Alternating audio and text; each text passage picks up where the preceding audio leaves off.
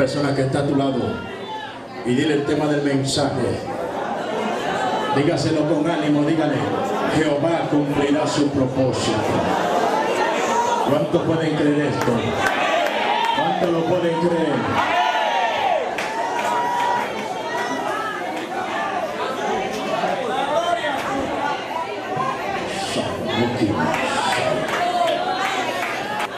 Con su iglesia, santo, en esta campaña el propósito de Dios también se va a cumplir.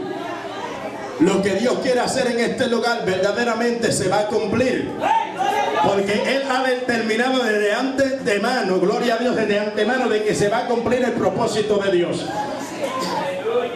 ¿Sabe usted que desde antes de la fundación del mundo, cada uno de los que estamos aquí hemos sido elegidos de parte del Señor con un propósito?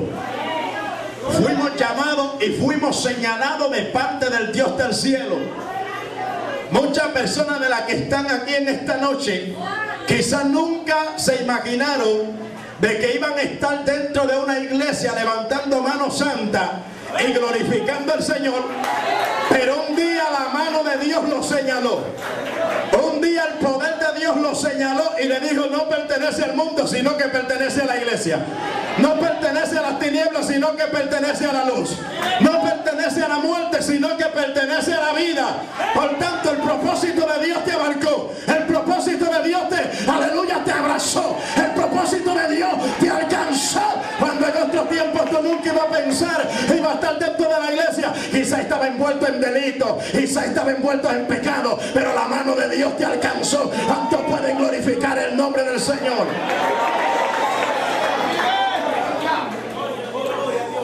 Y para Dios realmente cumplir su propósito, lo primero que hizo fue que comenzó a crear el mundo. Comenzó a través de la creación del universo. Comenzó a crear la tierra y todo lo que existe. Comenzó Dios a crear las aves que vuelan en los cielos, como dice la Biblia. Comenzó Dios a crear los peces que están en el agua. Y comenzó Dios a crear todo ser vivo que se arrastra y se mueve sobre la tierra. ¡Gloria a Dios!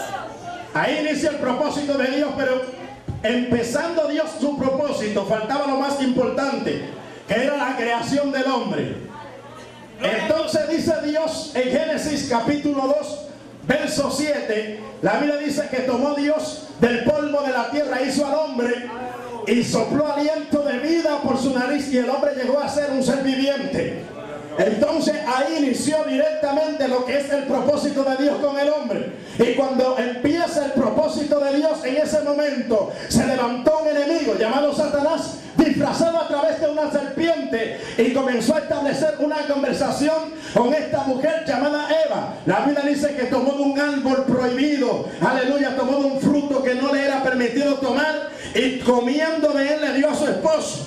Entonces cayó el hombre por primera vez en pecado, y por causa del pecado se introdujo la muerte, no solamente la muerte física, sino también lo que es la muerte espiritual. Todo eso aconteció por causa del pecado. Pero te digo algo, que el enemigo pensaba que ya tenía la humanidad en sus manos.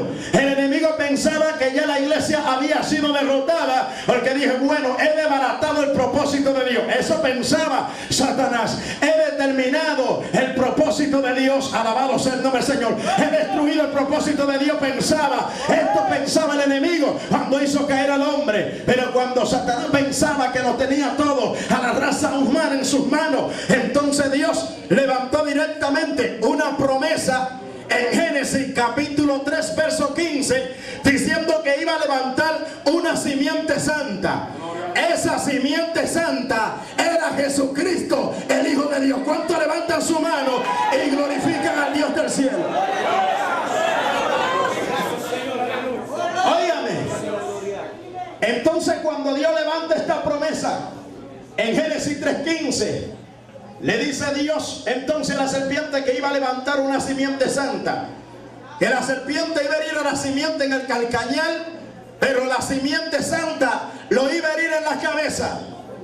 La herida en el calcañar directamente viene siendo el talón de los pies. Era una herida leve, pero la herida que le iba a dar la simiente santa, la serpiente, era una herida de muerte. ¿Por qué? Porque decía, en breve le voy a pisar la cabeza a Satanás. En breve le iba a pisotear la cabeza a Satanás, Jesucristo, el Hijo de Dios. O sea que el propósito de Dios, hermanos, no lo detiene nadie.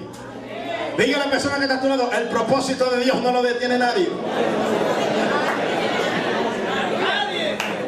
Dígaselo otra vez. Dígale, el propósito de Dios no lo detiene nadie. Eso pensaba el enemigo, que iba a detener el propósito, que iba a detener el plan de Dios. Pero en ese principio, la palabra que Dios le dijo directamente al hombre fue: enseñoréate de los peces que están en el mar, de las aves que vuelan en los cielos, y sobre todo ser vivo que se arrastra sobre la tierra. Cuando Dios le dijo al hombre que se enseñorease, la palabra enseñorear quiere decir gobierno, quiere decir señor, quiere decir amo o quiere decir dueño. Le dijo enseñoreate, o sea que Dios puso la corona de la creación sobre el hombre. Dios comenzó a darle dominio al hombre sobre todas las cosas. ¿Usted sabía que nosotros tenemos dominio sobre todo? Tanto en lo terrenal como en lo espiritual. La iglesia tiene el poder. La iglesia tiene la autoridad.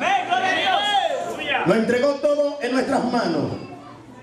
Pero la Biblia registra, donde leímos en el capítulo 2 del libro de Éxodo, la Biblia registra de este niño llamado Moisés, que después que había nacido, el faraón había levantado un edicto para que eliminase todos los niños hebreos que estaban allí en Egipto. Pero la Biblia dice que aquella partera tuvieron temor de Dios, y cuando el faraón pensaba, alabado sea el nombre del Señor, que todas las hebreas, aleluya, habían sido eliminadas y que todos los niños habían sido eliminados, entonces en ese momento las parteras tuvieron temor y no eliminaron los niños. No eliminaron, no lo mataron. Y él se sorprendió con esto, dijo: ¿y qué ha pasado? ¿Por qué no lo han eliminado? Y ellos dijeron: lo que pasa es que las hebreas son más fuertes que las egipcias. ¿Cuánto adoran al Señor? Y cuando nosotros vamos a hacerle el parto, hace tiempo que han dado a luz, ¿cuántos son hebreas de los que están aquí? Levanten la mano las hebreas. Las hebreas son fuertes. Las hebreas, hermano, cuando no hay nada en la nevera, adoran al Señor. Las hebreas no se quejan en medio de la prueba, sino que glorifican a Dios en todo tiempo. Alabado sea el nombre del Señor. Así eran aquellas hebreas. Eran mujeres fuertes, eran robustas. Alabado sea el nombre del Señor. Pero ¿qué aconteció? La Biblia dice que la madre de Moisés, viendo aquella persecución, tuvo que esconder a su niño por 3 meses.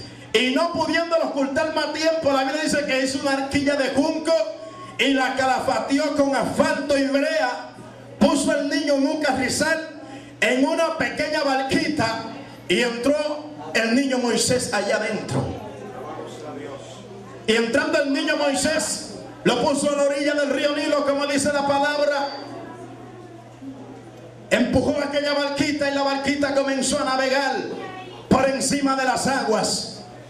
Cuando comenzó a navegar por encima de las aguas, aquel ministerio iba a cruzar hacia el otro lado del río, donde estaba la doncella y donde estaba la hija de Faraón. Ahora, el enemigo no quería que esa barquita cruzara hacia el otro lado del río. ¿Por qué? Porque dentro de esa barquita iba un ministerio poderoso. Gloria a Dios. Eso el enemigo lo sabía, que dentro de esa barquita no iba cualquier cosa. Iba un ministerio que iba a trastornar todo Egipto. Iba un ministerio que iba a trastornar el gobierno del faraón. Y eso el enemigo lo sabía. Y como el enemigo lo sabía, quizá, oiga bien, quizá quería detener la barquita. Quizá Satanás quería